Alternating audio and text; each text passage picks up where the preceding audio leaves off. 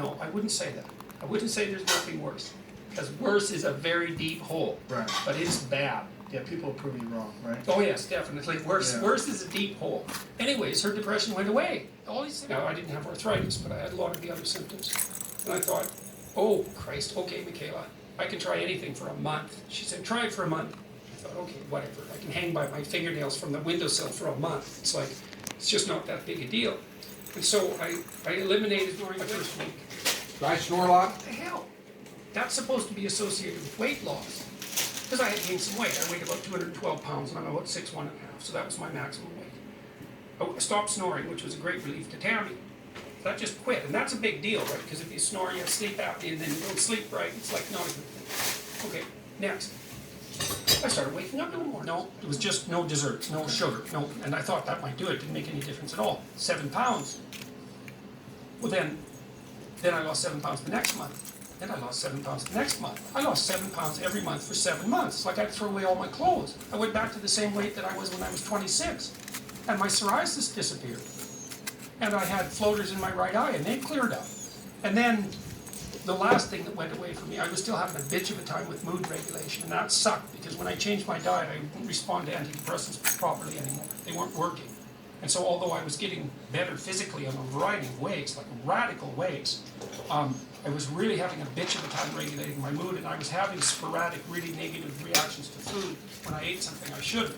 So that took about 1.5 years to clear up, and I was still really anxious in the morning up to 3 months ago, like horribly, and then it would get better all day. People said, well, you're under a lot of stress. I thought, yeah, I've been under a lot of stress for like 10 years. It's like, it's a lot, but it wasn't any more stressful than helping my daughter deal with her illness, that's for sure. But no, this is something different. And she said to me, quit eating greens. I thought, oh, really? Jesus, Michaela, I'm eating cucumbers, lettuce, broccoli, and chicken and beef. It's like I have to cut out the goddamn greens? It's like, try it for a month. Okay.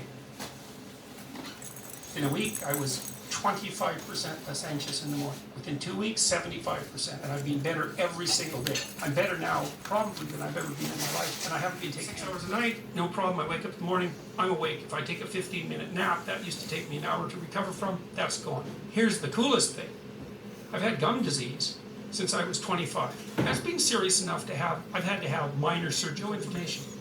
And that's associated with heart disease, by the way, gum inflammation and gingivitis. It's a good risk to have heart disease. It means the systemic inflammation is gone. And it's not supposed to happen.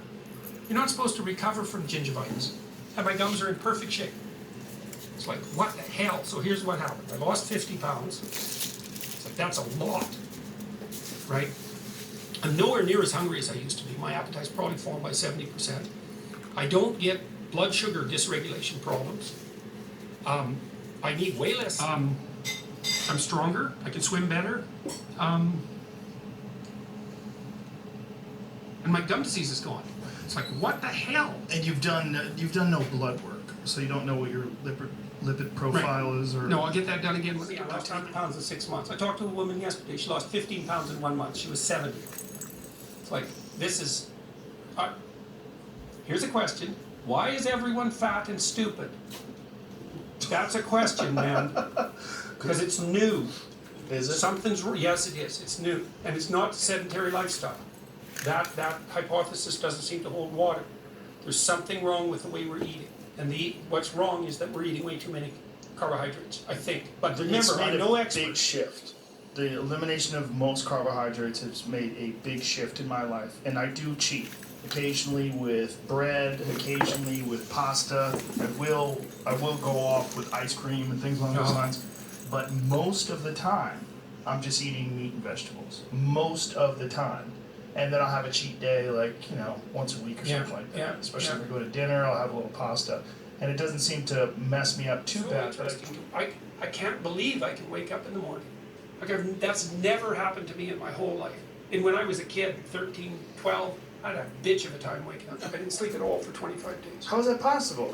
I'll tell you how it's possible. You lay in whatsoever. We shouldn't be eating massive quantities of corn syrup. We eat way too many carbohydrates.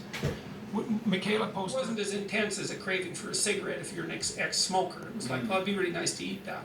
But like, my appetite declined by about 75%, and that's been permanent.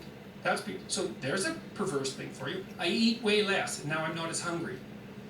Okay, well, does that make sense? Well, I think it starts out 30 ounces before they cook it. Right. It loses considerable Right, volume. right, It's right. very fatty. Right. But that's the other thing too. You must have to get a lot of fat. Yeah, well, I eat fatty cuts of steak, and Yeah. Michaela is buying fat directly from the butcher store, and we cook that up. Calculation from correlations. Any dishes out there? You can't do it. I don't know, I'm recording Cinnabon. Meat with cancer. Oh yeah, they have different lifestyle profiles. Sure. Like there's just endless numbers of. Are we on an episode next week? Keep replacing them every few years, say on a lease agreement, which is the most popular way of funding them, can't making the problem worse, better. But at least those new batteries are fully recyclable, right? Oh, if you really cared about the planet, you would buy an older, efficient, reliable petrol car that's more than 5 years old and run it until it physically dies. Voila, the smallest carbon footprint for a car. Just a shame that misguided political initiatives like car scrappage schemes have robbed us all of those cars. But let's assume you can build ethical body electric cars by 2030 that will offer high range, quick charging, lightweight, and don't cut you with acid when they crash. The simple fact is that will still make a negligible difference to combating global warming. Why? Because cars are a tiny part of global problem, yet they seem to get all the press attention and legislation. There are far greater issues that if addressed would make a difference, and far greater countries than the UK or even Europe that are the main culprits. And if we don't fix those, we're all doomed regardless. That's more than 5 years old and running until it physically. The simple fact is that will still make a negligible difference to countries than the UK or even Europe that are the main culprits. And if we don't fix those, we're all doomed